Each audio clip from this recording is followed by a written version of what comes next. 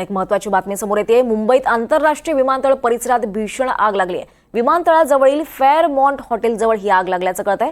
अग्निशमन दलाच्या 7 ते 8 गाड्या घटनास्थळी दाखल झाल्यात। महत्त्वाची बातमी आपण पाहतोय।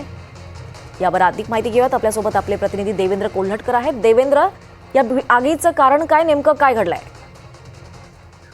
तृप्ती, मुंबई आंतरराष्ट्रीय विमानतळ इथे असलेल्या हॉटेलमध्ये ही आग लागलेली आहे। मोठी आग आहे। आगीचं कारण जे आहे ते अद्याप माहीत पडलेलं नाहीये। मात्र अग्निशमन दलाच्या ज्या गाड्या आहेत त्या आग विझवण्यासाठी घटनास्थळी दाखल झालेल्या आहेत। 4 ते 5 गाड्या ज्या आहेत त्या या घटनास्थळावरती पोहोचलेल्या आहेत। मात्र मोठी आग आहे, आग लागलेली आहे, त्यामुळे आग विझवण्यासाठी शर्थीचे प्रयत्न जे आहेत ते अग्निशमन दलाला करावे लागतात आहे। 5:15च्या सुमारास ही मोठी भीषण आग लागलेली आपल्याला पाहायला मिळते। त्यामुळे ही आग जी आहे ते नियंत्रणात आणण्याचं आव्हान जे आहे ते अग्निशमन दलाच्या समोर असणार आहे।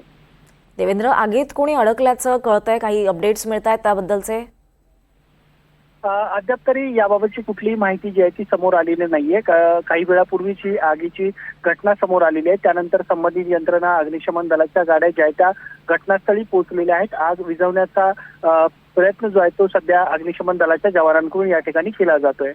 नक्कीच, धन्यवाद देवेंद्र, आपण दिलेल्या या सविस्तर माहितीसाठी।